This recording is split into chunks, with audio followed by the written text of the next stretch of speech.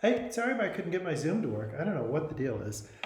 But whenever I do stuff from home, all of a sudden it says I'm not the host anymore and it shuts me out. So, go over to my notes here. What we've got here, oh, my head's in the way. What we've got here is a list of things that I'm going to show you that are great for looking up, policy related things, but also how they can affect communities, cultures, society as a whole, and how those are influenced by politics and governments and all sorts of stuff like that. So this is great for social work because there's so much policy involved. So a lot of these things might be new. So I wrote down, I've de-identified the question, but we're looking at tenants' rights in Salt Lake City and how those rights can benefit communities, and all of the mix and match stuff. You can see I've got my prescription ready. Wonderful. So here's my list of places to start. And when you're doing this policy comparison, consider that Salt Lake City might not have everything. And so when we start out at usa.gov, it's going to allow us to compare and contrast with other places. So if we go to USA.gov indexes state websites, county websites, cities, townships, the whole thing. Because typically the federal government, if you want to get federal funding for anything, you have to report back like what you've done. So if you do tenants rights, I'm not going to do the little apostrophe. I'm not sure if it looks for that. But you don't have to do anything special. What you'll get, it hopefully organized by priority, is you'll get movers and shakers like the U.S. Department of Housing and Urban Development. That one's going to be really great because that's like a boilerplate. And the federal level, they kind of give like, here's what's going on in all these different places. And here's what we expect of cities. Here's how funding works and blah, blah, blah, blah, blah. Utah's there, but I would say compare other places too. That's pretty cool. That was better than I thought. But there's different states, there's different governments, and you could cruise through this and look and see if there's any of the rhetoric that you were looking for as like, why do we have this? Does it benefit a community? Does it encourage this, that, and the other thing? So that's a starting point. Oh, like there was a handbook in there too. So the next one, slc.gov, which might already be listed. Oops, sorry, that's a URL. slc.gov. In this one, they have a pretty good website. And you can search right here. I would start out, since you're doing a policy brief, I would look for like tenant. And then you'll get legal descriptions. You might get certain cases. You might get descriptions of laws and ordinances and things like that. So before you look for tenants' rights, look for helpful things like, does this program apply to, and then there might be a protected population or all sorts of different things. And then obviously there's going to be like exceptions before you go into tenants' rights. But let them do tenants' rights. So I would, and you know, what's the opposite? The landlord, look for, is there such a thing as landlord's rights or landowner, landholder, things like that. All sorts of different things. So start with tenant and landlord. Those I'm going to leave you to dig through on your own, and it looks like there's tons and tons of stuff. So you should be able to figure out what's worthwhile at the beginning. Library catalog. It turns out that was pretty good too. What you'll get for the library catalog is, I'm going to put those in quotes because I want those to stick together because we're in the catalog and we have to do that sort of thing. But what we'll have in this one is books where people are talking about the value of it. And you know, there's going to be articles and things in here too, but I'm going to go straight to books. And there'll be ebooks as well, so you should be able to access these immediately. But when you go into the book form, even if it's like a state reporting like California, they're going to give you a lot of the background of why they did it, and they'll hopefully give citations and things like that. Tenants' rights in California, a declaration, there's some government documents in here.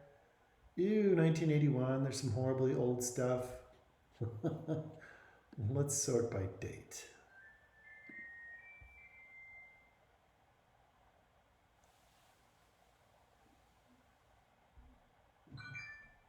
This might be bad.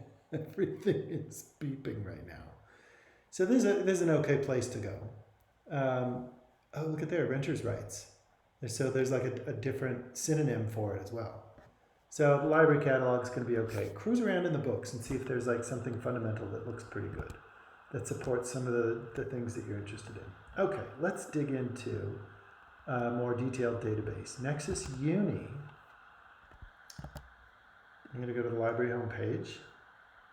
Nexus Uni has legal precedent. So if we go to databases, we go to N.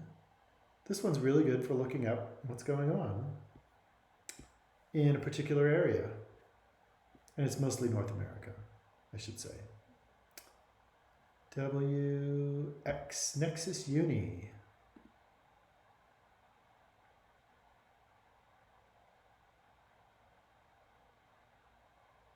This has newspapers in it, but it also has congressional hearings and transcripts of debates. It'll have some court cases. This one's really popular with journalists as well as legal folks. So if we just do that, you know what, I'll do this in here. You might try tenants and rights.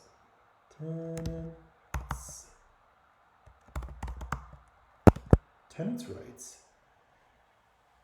And there's all these different things that it starts out suggesting to you as alternates. And here we see legal phrases. And so tenants' rights might be like a social movement name, but the legal definition, it might be something else. Like tenants by the entirety rights, or housing programs, tenants' rights, all sorts of different things like that. So, and I'm going to do, and, Utah or Salt Lake City. I got to put Salt Lake City in quotes too.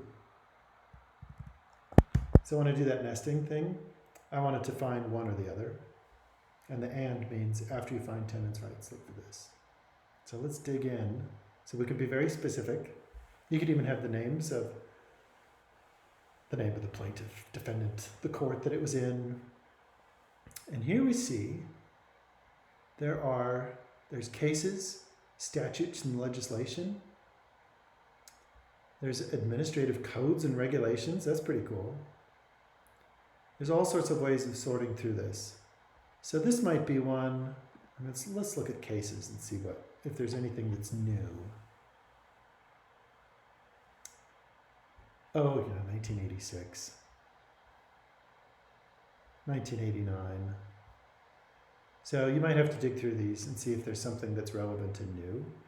But it's the Utah Court of Appeals. And this is that Freedom of Information Act allows us to see these things. And you can see, they even have an overview. Installation of gates built by a tenant provided reasonable access. That's cool. Law reviews, that's pretty good. News. So you might want to just look for tenants' rights and see what's going on. But this one you can expand and contract depending on how many keywords you put in there. This one's really good to dig around in. And then to my last two, these are going to be my favorite, and these will be the ones that talk mostly about how they benefit communities. So instead of looking for like what's going on right now, this is going to be examining things in a scholarly way. So the database PAIS is amazing.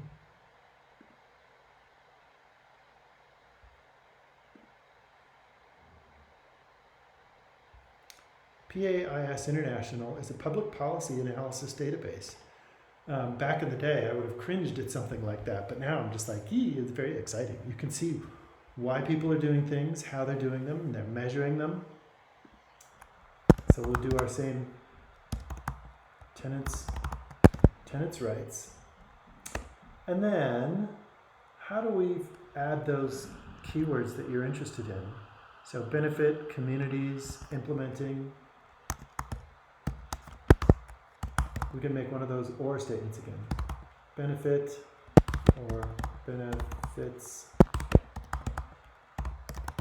or beneficial or communities. Let's see what we get with all that. So you can expand or contract depending on how you want to do that. You can do this in the advanced search as well. If you don't want to put all that in, each concept can have its own line. So this tenants' rights is one concept, and all of this is another concept that we're just swimming around in the scholarship to see what we can find.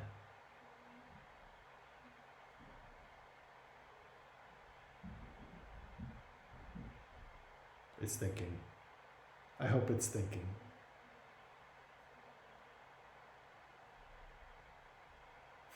It's so slow.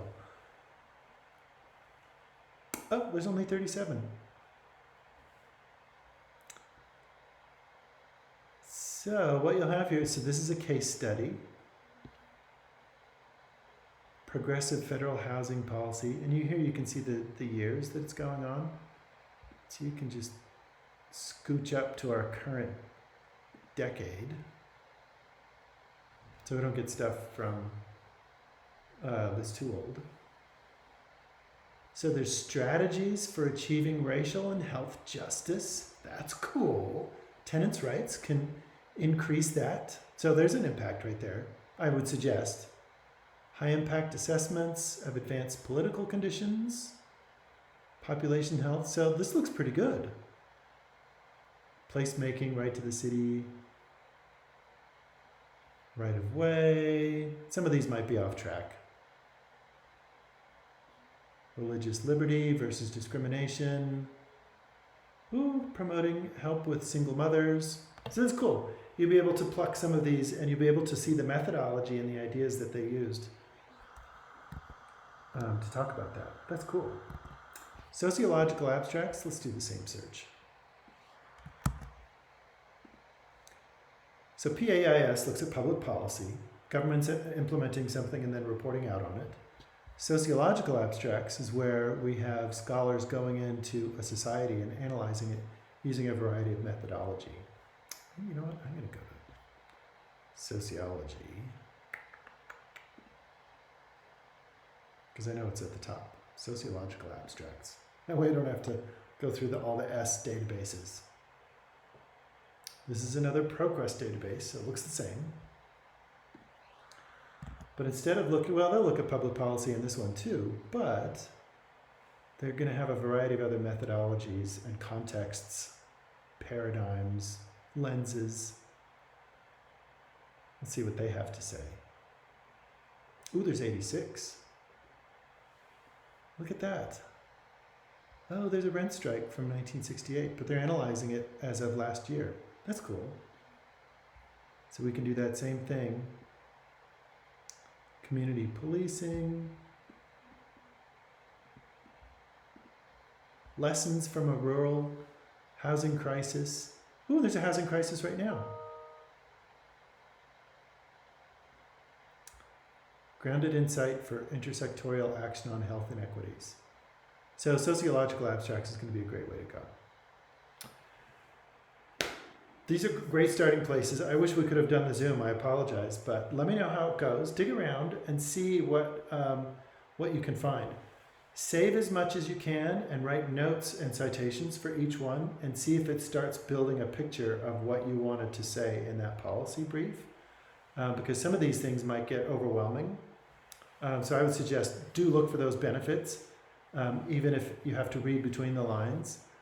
So if it's talking about maybe civic action with community leadership, or maybe there's like different communities and cultures coming together, you should be able to grab those things rather quickly.